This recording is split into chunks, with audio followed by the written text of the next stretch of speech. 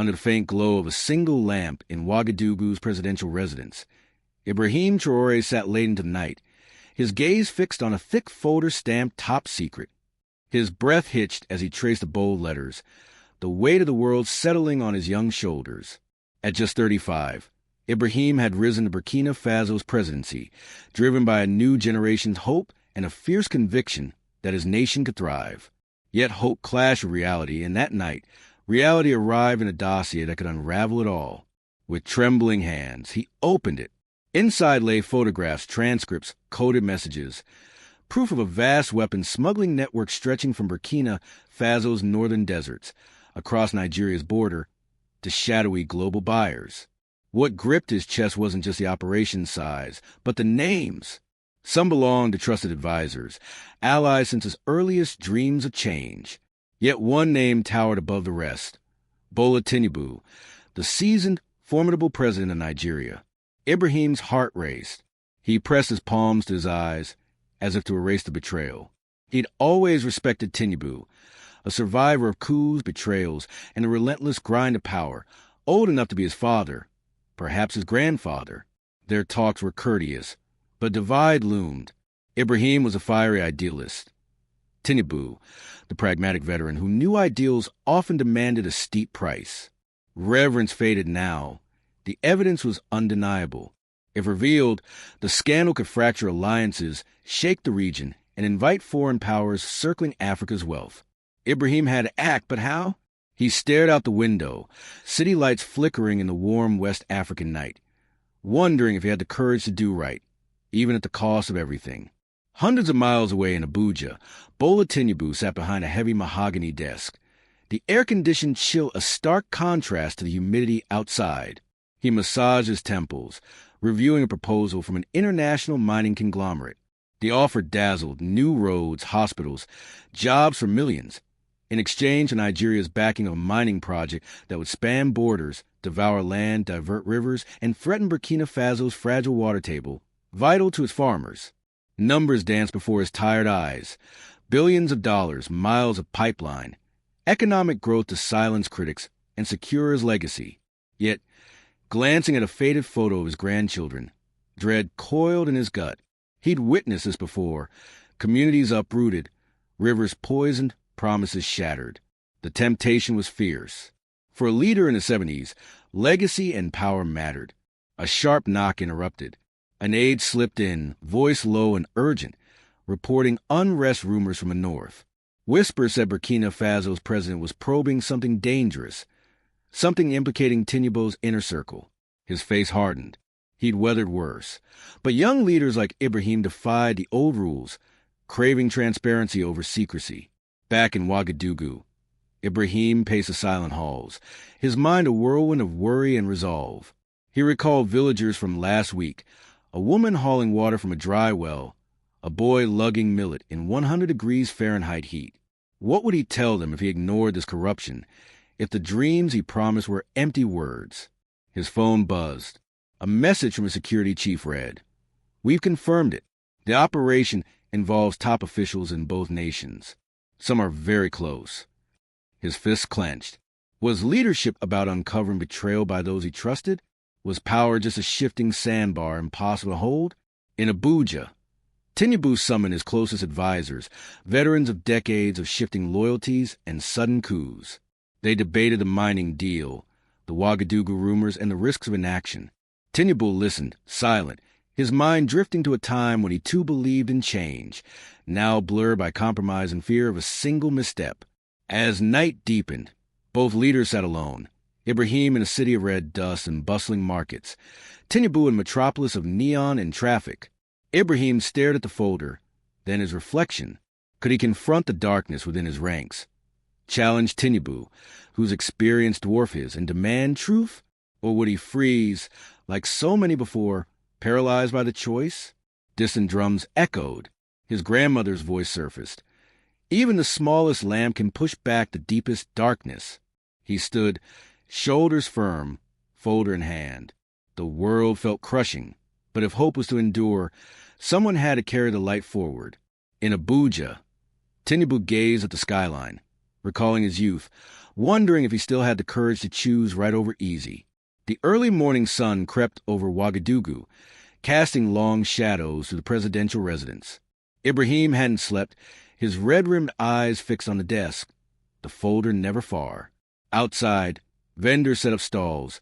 Children rushed to school, the warm air hinting at another hot day. Inside, a colder truth chilled him. The test of his ideals loomed larger than he'd imagined. He pored over the evidence again, seeking hope amid betrayal. The names of trusted advisors haunted him, men he'd shared rice with, planned with. The idea they might fuel a weapons trade sickened him. Elders' lectures on integrity echoed. Was he naive to think leadership could differ? A sharp knock broke his thoughts. His chief of staff entered, voice grave. "Mr. President, we believe Nigerian leaders know of your probe. Back-channel messages are rumored. It's delicate." Ibrahim nodded, feeling expectations wait. He was young, but he wouldn't be cowed. In Abuja's marble halls, Tinubu's council debated the mining deal and Burkina Faso's looming scandal. An advisor warned, if this goes public, Nigeria's reputation will suffer. Investors will flee. Your legacy, sir, will be questioned. Tinubu's face remained unreadable. He recalled promises to prosper Nigeria, modernize it, leave it stronger. Yet sacrifices haunted him. Lost friends, late-night peace talks, the bitter taste of compromise. He grasped what Ibrahim might not. Sometimes survival meant bending, not breaking. Ibrahim's mind raced. Expose the smuggling ring and risk regional chaos, or seek a private fix to maintain stability. Either could cost his reputation, allies, even his life. He thought of the youth who'd cheer his election, their hopeful faces. Could he fail them? Then an idea struck. What if he reached out to Tinubu, not as foes, but as leaders at a crossroads? He drafted a message carefully. President Tinubu, I request a private meeting. No advisors, no press. Let us speak as men seeking peace, not conflict. Sent through secure channels, his heart pounded. Would Tinubu agree? In Abuja, Tinubu read the message silently. He saw in Ibrahim the idealism of his youth, a fire he admired and pitied. Part of him dismissed it as naive. But a deeper memory stirred, mentors teaching that true leadership faced fears head-on. He agreed, despite advisors' protests of political risk. Sometimes, he said quietly, the only way forward is through the storm. A discreet border rendezvous was arranged, far from prying eyes.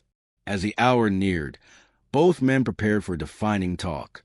Ibrahim's drive was quiet, the red earth and tall grass blurring by. He rehearsed his words, balancing strength and humility, carrying evidence and a generation's dreams. Tinubu's convoy moved steadily, security close. He gazed at the land he'd governed, recalling struggles and victories, tired of secrets and hard choices. Yet as the border loomed, he straightened, ready to face what lay ahead. At the outpost, the air thickened with anticipation. Both leaders stepped from their vehicles, dismissing escorts. Silence held them. Two men divided by age and experience, united by power's burden. The land was still, the horizon vast, under a blue sky. Ibrahim spoke first, steady. Mr. President, thank you for coming. I believe we both want a future for our people free of lies and betrayal. Tinubu's sharp eyes softened. You remind me of myself long ago, he replied. But the world isn't simple, Ibrahim.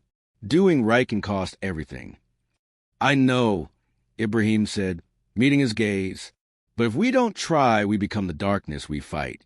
The discussion grew tense, heated, debating loyalty, justice, truth's price. Tinubu warned of chaos if exposed. Ibrahim argued silence bred more corruption. Neither yielded. Yet respect emerged. Each saw the other's lonely burden. As the sun dipped, the meeting ended without a deal, but with understanding. The next move would shape their legacies. Back in Ouagadougou, Ibrahim resolved to act, even alone. Tinubu returned to Abuja, haunted by Ibrahim's fire and a nagging question. When darkness falls, who will carry the light? At the border, the outpost quieted under the fading sun, gold and indigo streaking the sky. Ibrahim waited, folder under his arm, heart a mix of nerves and hope. Nearby, Tinubu stepped out, gait steady but face etched with years. Age met youth, caution faced courage and uneasy balance. Ibrahim spoke softly. Mr. President, I need to ask plainly, do you regret the compromises, the silences, the fights you didn't take? Tinubu's response was slow, heavy. When you're young, you think every battle's worth winning. When old, you learn some victories cost too much. I protected my people, done things I'm not proud of, carried secrets for peace. But I wonder if I let darkness grow, afraid to lose it all. Ibrahim looked at the folder. I thought bravery meant no fear. Now I know it's acting despite it. My generation looks to you, hoping you recall hope's feel. Silence stretched, the sky turning purple, a jackal's call breaking it. Tinubu's eyes glistened with old pain. I was like you, Ibrahim, burning with ideals. The world cuts until survival's all you have. I kept the lamp alive by shielding it. Ibrahim's voice trembled but held firm. But if we all hide our light, who guides those come? A wind rustled the grass. Then Tinubu, unexpectedly, placed a hand on Ibrahim's shoulder. Perhaps it's time I trust your fire to light the next path, he said. I'll reject the mining deal. Let the world judge. My legacy isn't worth a nation's soul. Relief, and I'll fill Ibrahim. Thank you, sir. I won't betray your trust. Tinubu's gaze was grave. It won't be easy. Attacks will come from within. Without. They'll call you naive, try to break you. Ibrahim nodded. I'm ready.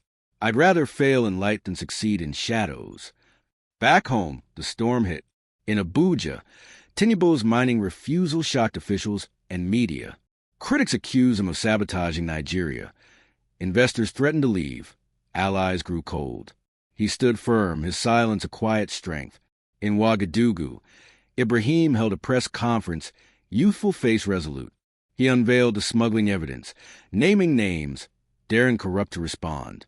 Some in his government raged. Threats poured in, but across Burkina Faso and beyond. People marveled at a young man risking all to keep his word. The backlash was fierce. Tinubu faced rivals. Ibrahim the old guard, but shifts stirred. In streets and villages, people praised the courage to choose truth over ease. Young voices whispered of a new dawn. One evening, amid the political tempest, Ibrahim received a shaky-handed letter from a village elder. We've seen leaders come and go, but one who walks in light, even through hardship, leaves a trail to follow. Days later, Ibrahim and Tinubu met again at the border. Not as presidents, but as men sharing a lonely road. Under the setting sun, no cameras, no speeches. Ibrahim extended his hand. Tinubu took it. Youth and age, hope and memory, stood in silent solidarity. The world turned, headlines faded. But in people's hearts, old men remembering, young women dreaming, the story lived. Two leaders, one old, one young, chose a hard path, carrying a small lamp through darkness, refusing to let it die. And sometimes that's enough. Subscribe and turn on notifications to catch more amazing stories from Vibird.